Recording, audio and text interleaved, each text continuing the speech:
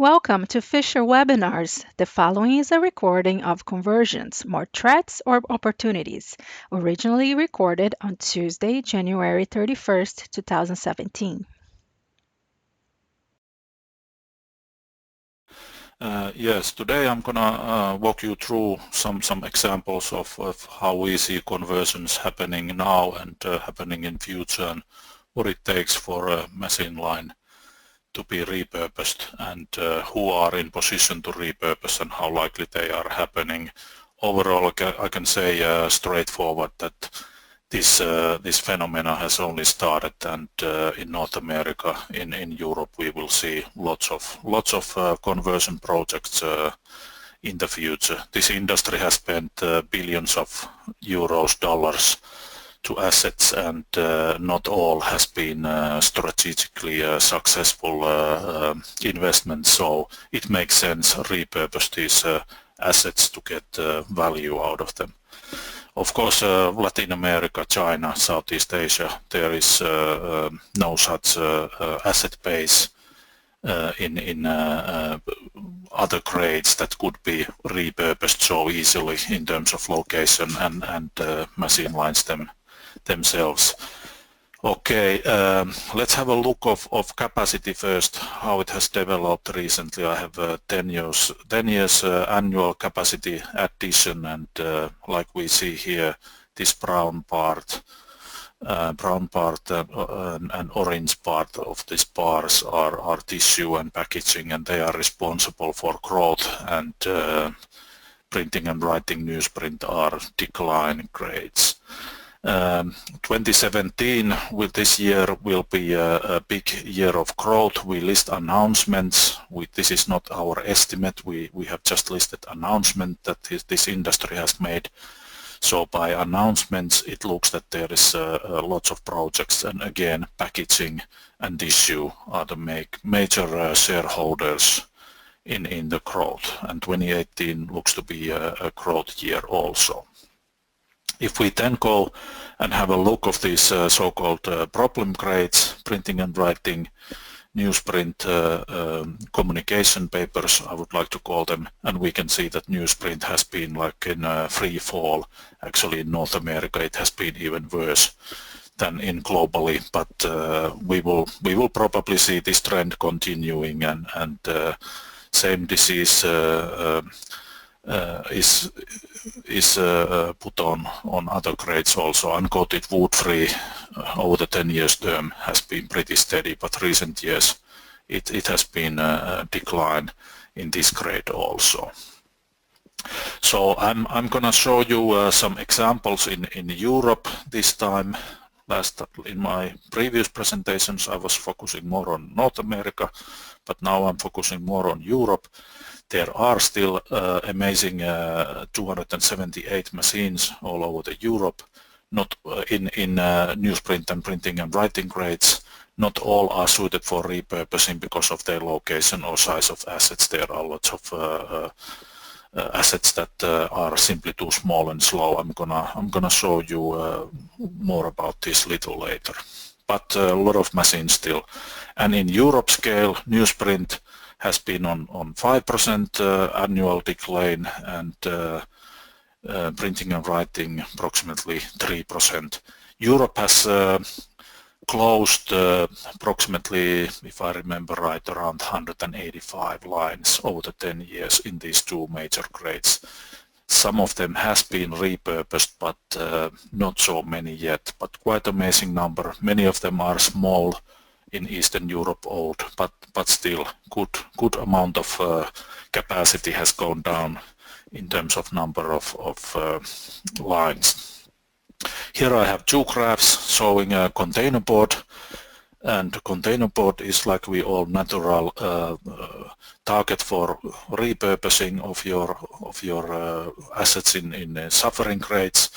And here I have European containerboard growth in over the 10 past years and by company. So we can see that the European containerboard market is still pretty fragmented. There are a couple of 3-4 bigger operators in this grade, but large number of small 1 mil 1 mill, one line operators. Growth on the lower graph, annual growth, we can see that again here 2017 will be a big growth by announced projects, and so will be 2018, and there will be more projects still to come that hasn't been announced. Okay, repurposing is a growing trend, and here in Europe we can see it from this graph, where I have this darker color showing annual installed new capacity, and light blue showing annual total capacity change. So 2010 we can see that annual overall growth was almost zero, but still there was more than 600,000 metric tons new capacity added. But if we move more towards this year, and we can see that the growth is far bigger than just annual new capacity installed. So there will be repurposing capacity increase projects for existing lines. Some of the idled lines will be put on production this year. This new capacity is Pro-Guest Mantova mill in Italy. Most of the capacity there, it's little bit below 500,000 tons, but major part of it anyway.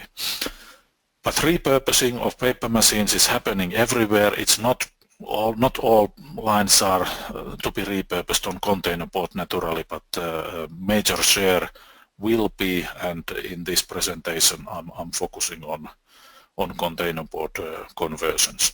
Purko here announced Avezzano mill that has been idled for a few years, that they will invest and start to make 180,000 tons containerboard in later this year. So these projects are popping up on almost weekly basis nowadays. Okay, what to consider before entering the containerboard markets? Naturally, first thing is, if you have lines that you are considering to repurpose, that are they good for grade conversions? I'm touching this topic a little later more. Where are my customers? Many of your competitors will have a good market position already, especially in North America and Europe, where this containerboard capacity is well vertically integrated, meaning that you have own corrugator and box plant capacity. Is my site in right location to allow logistics efficiency? These clients that will digest your capacity, they are in proximate to your site. Raw material availability and costs delivered into site. I can recall couple of mills where I've been told that actually our corrugator business, our containerboard business is entirely relying on how efficiently we can supply our products to clients and get these trucks coming back with the raw material loaded on them. And if this doesn't happen, your business is good. And also if you need to have warehouses for your sold products somewhere else than in your mill site. Okay, and one other important thing is that not only that you can handle your own assets, but who else are in position that they could repurpose their assets, and are they even better suited so, and at what cost they can do. So if you move on, will somebody else come and partially ruin your opportunity by doing the same? So speed here is an important factor in my opinion. And how will containerboard market develop once my capacity enters the market? I'm touching this also a little bit later. Nowadays in our Fisher program we have a module where we have all corrugators listed in North America currently, and this is important to understand if you are a new player to market, that in North America less than 20% of corrugators are independent. So to find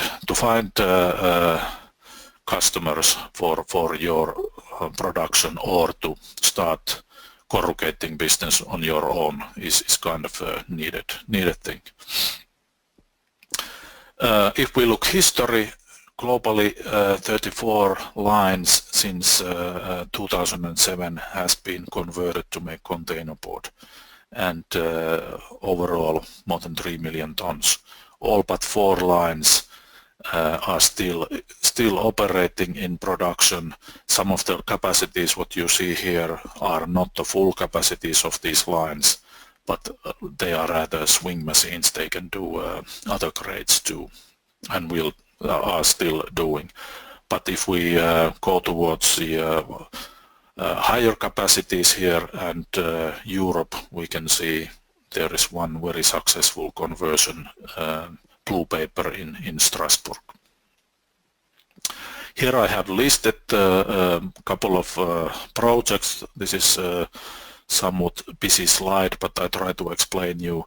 Color of the bar tells you if it's conversion or greenfield. Greenfield is obviously a new line, and then on your left y-axis you have investment capital spending on each project, showing like IP Madrid PM62 has been announced to spend 165 million euros for this machine line conversion, and this blue line is capacity after conversion. So IP Madrid has 380,000 tons after conversion.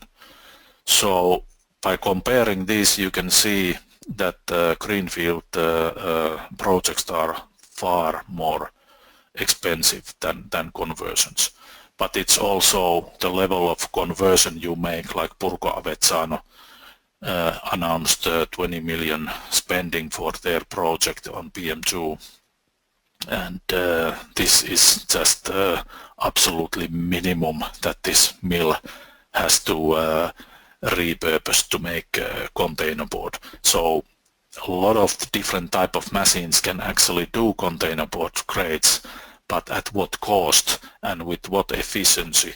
So if you wonder that how some companies spend so much on conversion or how new lines are so costly, it will pay back over the years in some cases probably not, but new lines, they are more efficient in terms of energy and raw material yield and overall capacity throughput often compared to conversions. But conversions can be nearly as good as new lines in my opinion. Technology gives some benefits new technology for conversions also.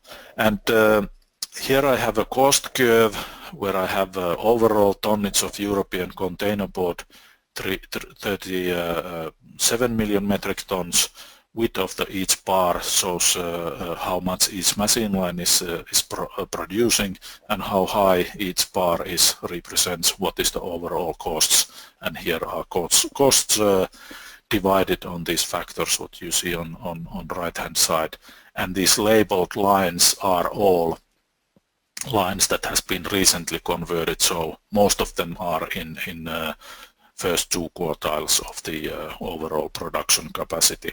So you could say that conversions has been very, very successful. In Europe, we can also list and everywhere else too, but I'm just what I'm trying to say, that we have other methodology also to see how successful these different lines can be. And we have a method called viability index, where we have collected over the 20 years time all data about bankrupt or closed lines or mills or companies, and we have come to a conclusion that there are these major factors that decides how successful over the longer term, how competitive your line or mill can be. And like we see here, the lower the bar is, the more competitive each line is, and again here width of the bar represents size of the production capacity. So more to the right hand side we move, and we can see size and technical aids starting to growing the risk also. And this risk can be also shown by colors. We have set some limits. These are relative numbers, but tells you the story that those small, old, technically less advanced lines, they are at risk compared to new and high performing assets. So there are almost 10 million tons that are not performing well in present containerboard field.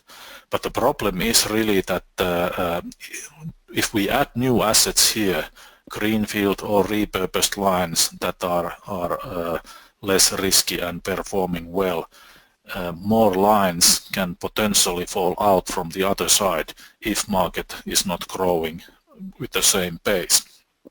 So if we move to cost comparison of these same lines, and by the way, each line on viability is not exactly on same place on cost curve. They are not comparable. One line can be very cost efficient but still has viability problems because of technical age or size of the assets. But most of the low performing lines are still higher costs, it's true. So thing is that if we push out these high cost, low performing lines from market, there potentially can be situation where your floor price falls also, and this lower market prices for your production. Floor price meaning here the price level that at minimum companies are willing to sell their products, and often it is here somewhere above 400 euros in this case. Some lines here are making some special products that you can't equally compare, and some operators are willing to take a negative profit for short time before they go out of business. But if you move this to lower, threat is that prices will fall down also. So for newsprint operators and printing and writing too, but I'm asking this question now for European newsprint producers. There are currently 54 machines in operation in Europe. Here they are by capacity, average capacity 173,000 metric tons, and these are the three lines: Leipa, Sweat XUPM that was sold to Leipa that they will repurpose for containerboard, and Holmen Madrid PM62 that was sold for IP, and Norske Skogbruks PM3 that was announced for repurposing also together with the joint venture company.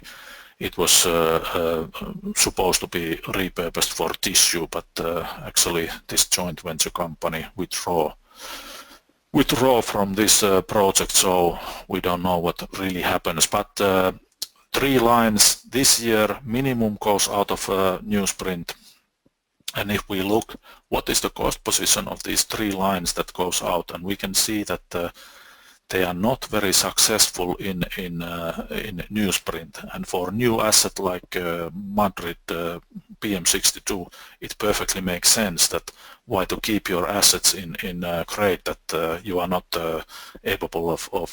capable of making good profit. So again, if we compare viability, competitiveness, risk, however you call it, in a peer group, here are all viabilities of all newsprint lines in Europe, and highlighted lines are with shoe presses. So shoe press is a kind of a natural indication that if you have a shoe press in your machine, it's an indication of performance in many ways. And if we place these three lines into this curve, and we can see that Two of them are pretty low in this comparison, far lower than they were on cost comparison. So it makes sense that you repurpose efficient lines that aren't making profit to you. So, but message is the current production cash cost is a poor indicator of what you can do with your assets. I don't know if poor is too much to say, but anyway, it's not, you can't make direct link from there. Then to be said that shoe presses are good for repurposing, and typically they are, from efficiency point of view, they are better performing than lines without shoe presses. Here is the all communication crates capacity that has been equipped with the shoe presses, and not all are performing well, even though they have a shoe press. But here are two lines that has been highlighted that are to be converted to containerboard in printing and writing grade, and we can see one is high performing, lower value, better performance, and the other one is one of the worst among shoe press equipped lines. So to me this is an indication that the market is not so matured yet that you can still make these moves even though your assets aren't performing well. But this raises a question that do you make decision to exit from declining grades when you can, like almost everybody in Europe, if you have big enough machine today, can, or do you wait when you have to and when the competition is most fierce? And I would say fast ones will eat slow ones here. So if I was the owner of these type of assets, I would start to consider repurposing sooner rather than later. But this to say, some of the producers in printing and writing and newsprint, they are pretty profitable, like companies like UPM and Stora, Sappi, operating these grades. They are doing well in Europe right now. So then one question could be that what are the characteristics of newsprint and printing and writing lines that fit for conversion for containerboard? And of course capex spending on repurposing has to be financially feasible, so slow and small machines are counted out. It has to be competitive after repurposing, not only that you feel that it is, but this has to be tested and proved. And therefore it's most likely good if you have certain key components in your machine line prior to repurposing, because then you can lower the investments. And what are these key components? I would say if you have this shoe press that I advertised already, size press, on-machine coater, forgot to list it here, but size press and on-machine coater are important because most of the linerboard production benefit if you have a size press for surface treatment and strength properties. So you can sell less valuable fiber and more stars. So it's useful to have this unit in your line. And if you don't have size press or space for size press in your dryer section, it can be very costly to add one afterwards to make space for size press, move reel and pulper and everything. If there is a space in your machine hall, that can be very expensive. Dilution controlled headbox, easy to modify former, whatever it is. Before people used to say that you have to have a Fournier type of former for grade conversion, because that's what most of the containerboard lines are anyway, but that has been proven not to be right. Just take a couple of examples. Blue Paper in Strasbourg and Westrock Dublin PM2 mill lines. are good example of this. There has to be enough steam capacity on site and at the machine to handle higher grammages that you need to go more often. Winder, roll handling, that they can be modified for higher capacity, higher weight customer reels and so on. Reel can be rebuilt for larger parent rolls, overhead crane capacities. I'm not even touching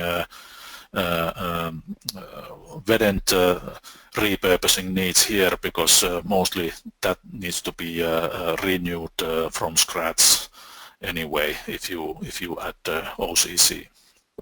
So this is a kind of a common shared cost anyway. Most fast and wide machines are newsprint and printing and writing lines in Europe. I would say that most likely in North America too, because competition in these grades has been fierce and slow performance has been vanished already from the marketplace. And on the other hand, in containerboard, traditionally they have been slower, they have been smaller, they have been older, less technology advanced, and because the grade is still growing, I would say that in both places, North America and Europe, where most of the repurposing will be happening in the future, there is still room also to replace small and less well performing lines. If we look here, the square and what kind of hits we have there, and most of the lines are newsprint and printing and writing. There are containerboard lines too, new efficient containerboards. But if we then look this circle at the lower left hand side, and we can see that they are smaller. We have a width on x-axis and speed on y-axis, so they are small and slow speed. But there are differences. Some of the small lines can be faster than others, like we see in this comparison. So you can't say that directly that there is a cut in certain width of the paper machine and they are gone. There are differences in this performance. But amazingly, I would say that 4.5 meters and smaller sized machines represents 30% of European containerboard on a growing grade. So repurposing makes sense if you have a high speed and large capacity communication grades machine in your hands, and you consider repurposing. There is lots of capacity to harvest with better performing assets. I already mentioned that people keep telling that you need to have a multi-headbox, multi-formers in your lines to make packaging grades, otherwise you are not efficient and you can't produce certain grades. But there are now technologies like aqua layering for single head boxes, and you can put multiple head boxes on one former and so forth. So I don't buy this anymore. And like we see, 30 million tons overall or capacity on these different modifications, and single head box, single former represents nearly 30%, and still multiple head boxes on single former on other 20%. So I would say this is not a problem if you have a typical printing, writing or newsprint machines. Okay, so let's have a look on European communications grade. Also, what kind of asset base we have there. So what assets could be repurposed to containerboard. Again, lower the bar, lower the risk, higher the bar, higher the risk, and total capacity nearly 40 million, 39 point some million tons altogether in these two major grades. And same thing, we can see wider bars, bigger lines on the left mainly, and higher technical aids, smaller sized machines on right hand side. And also you can see this green part of each bar growing towards right, capital required, and how we listed this means that how much you need money to operate these assets, and more older assets you have, if you want to operate them efficiently as if they were new, more money you need to put to keep them up and running compared to newish asset.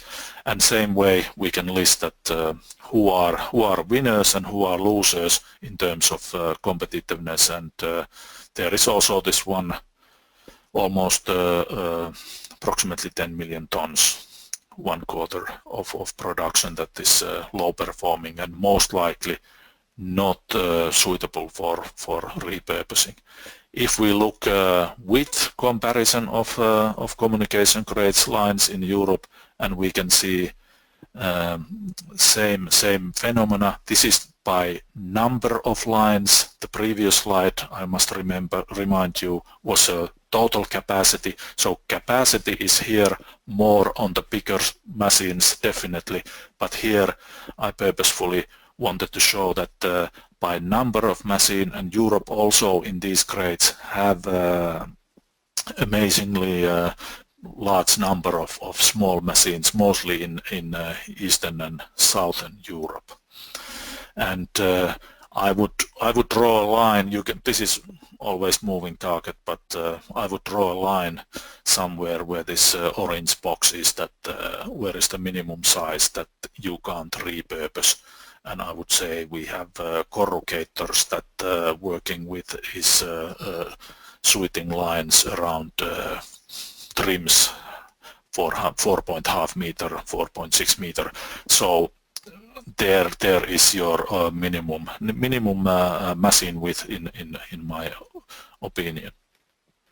And among all these lines that I showed on previous page, we can also in our Fisher software we can list their productivity by machine width in centimeters or trim inch here in Europe. We list them as metric ton produced by centimeter width of the machine line. This bubble here represents size of the production on each line. On x-axis we have an average technical age of each line. Actually this technical age of each line, it's not average somehow it's saying there, but it's exact technical age of each line. And we can see that there are differences. In this case big lines seems to be also productive against the width centimeter, but it's not always like this. But this is always indication that if you have high productivity line in communications grades, that's a good indication of potential to repurpose your line for containerboard. But if we then try to find something I would like to call sweet spot of repurposing opportunities in Europe, and I would say that these lines, they have shoe presses, dilution controlled headboxes. This gives you dilution controlled hydraulic headbox gives you a better operating window, how much you can put pulp through your headbox compared to non-traditional slice lip controlled headboxes. And this mentioned size presses or on-machine coaters. Technical age below 25 years, width more than 450 centimeters, production overall more than 150,000 tons, so that you can reach this 200,000 plus tons in containerboard. And with these criteria can be changed. You can so Fisher is not a lookup tool that you look certain things from it, but you can ask questions and give different criteria and then have a result in date listed in graphics mode like here or put on Excel list. So this criteria, if somebody disagrees that this is not how I want to find best potential for repurposing, this can be modified freely. But with this criteria we find these lines, and here is the each bar is a production line, and on the left y-axis we have formal metric tons per year produced by these lines, and then on y-axis on right hand side we have this 3D line showing when these lines has been last time rebuilt. It's a good indication if you have a high capacity line that has been rebuilt recently. So most likely it's an indication of success and demands less capital to repurpose. Those lines that doesn't have any year for repurposing are for good reason. They are so new that they haven't been rebuilt yet. So most likely their equipment are in good condition. So annual production of these 25 lines in total is 8 million, and we remember it was 40 million tons altogether in these two major grades. So 25% of capacity in Europe is, in my estimate, with this criteria, easily to be repurposed to containerboard, and I would say more or less same amount probably is convertible in other regions too, depending how old assets you have. Of course, North America average technical age is higher than in Europe, so you probably need to be a little bit more flexible with this. But this is the methodology. I believe you can find lines to be repurposed. So we have these 25 lines now. I have all these 40 million tons that these two major grades produce, and I have their manufacturing cash costs here. And now these selected lines we found on previous page are highlighted here among their own grade, that how they are on cost curve. And amazingly we can see that some of these lines, even they fit well for containerboard repurposing, they are not performing well in terms of cost competitiveness in their current major grade.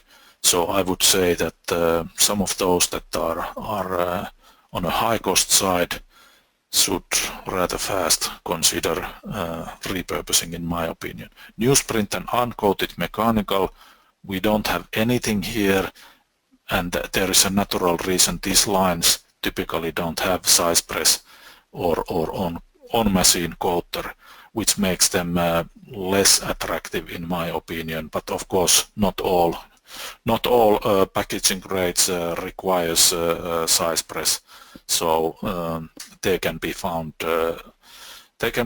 a lot more new lines if we reduce this criteria and take off size press. But given this time frame for this webinar, I decided not to do so. So then one question is that okay, we know their cost in their of their present production in their present grade, but how about when I've repurposed them? What is their cost position then? And we have ability to model this in Fisher software. We have so-called mass energy balance engine in our software, where we know what the assets are, what the raw material are, what is the furnace, and what is the machine and its equipment. We can say that, and location, given the location where the mill line is, and we can estimate, we can model the costs. And here are few lines modeled costs and how they would be placed on cost curve. And excuse me, like we can see few of the lines would be on first quartile, so they would do just perfectly good. But of course, this is not the only thing that you need to know, because you have a cost of conversion, right, or cost of acquisition, that you don't have this asset, but you would like to have. So not everybody in this business want to repurpose their assets, and UPM is a good example here in Europe. They just sold their sweat machine to Leipa, and Leipa will repurpose this line for containerboard. So here on x-axis I have capital expenditure, cost to buy and convert, or just simply to convert. In some cases you don't have this acquisition cost, but overall cost. So more money you need to spend, more right you go on in terms of investment. And then after repurposing your line, what will be your cash cost of manufacturing? And we can see that there is differences in different regions. These are some sample cases that we have modeled, and we can do this for any given mill anywhere with our software capability, and of course our consulting expertise put together. Okay, and this is, by the way, with the certain OCC price at the time that this modeling was made. So then earlier I raised the question that what happens when I enter to market, what will be the behavior reaction from the market? Will prices go down, or what happens? And we have also simulation models that we can simulate what happens when certain capacities are taken out or added into marketplace. I'm not even going to try within this time frame to go more in details, but we have been successful in past in modeling such topics. Then one could ask that yes, this is when you look things from the grade direction, or you kind of try to hack all of the machines, but I have this one single line. What happens to me, and how I'm positioned against others? And I have taken example here, IP Madrid PM62. I don't know if IP will call it 62, but this old Holmen Madrid PM62 that will be repurposed this year. And I have then taken some other lines that I believe are somehow in same peer group, that would have a natural interest on what's happening around this new repurposed line. And in this graphics, in this comparison, I have a technical age that more right you go, more older your assets gets, and then I have put this against manufacturing cash cost, size, capital required to operate your assets. And so higher the risk you have, more higher up you go. So least performing lines are upper right hand corner, and best performing lines are lower left hand corner. And this graph is amazing. It so easily presents why IP in my mind made a perfect acquisition by having a Madrid line in their assets. And by the way, talking about shoe presses, if I remember right, these lines might have even 2 shoe presses. So as a summary, I would say that brownfield conversions can be financially effective, and there will be these projects in the future. Europe is repurposing and building new capacity at the rate that can lead overcapacity by 2018, because most likely these smaller repurposing projects will pop up still this year that are shooting for startup by the end of 2018. So this is a slight risk containerboard market in North America has a high level of integration, vertical integration in terms of owning corrugating capacity, and similar trend is underway in Europe. So industry is protecting their businesses and investments in a smart way, I would say. So more longer you wait, more difficult it will be to enter the containerboard market in both regions. You need to have a winning strategy. Can you be low cost? This is obviously needed. If you can't be low cost, you can't be successful. Can you do something that differentiates you in terms of products you are producing or service that you can provide? These questions has to be asked. Repurposing can be a exit option too, that you make your assets to be threat for existing players, and they will buy you out rather than you just stop producing newsprint or printing and writing what you are doing right now. We have seen at least a couple of examples how this has been a successful way to get out of this business. One last thought I would like to share with you, because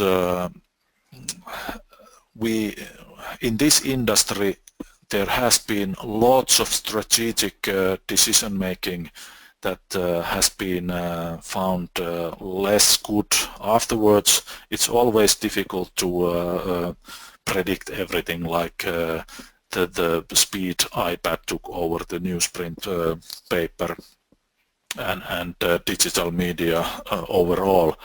But I would say that the meaning of data and its importance is growing all the time, and I was amazed hearing Jeff Immelt, CEO of GE, saying years back that data around machines is at least equally important than machines themselves.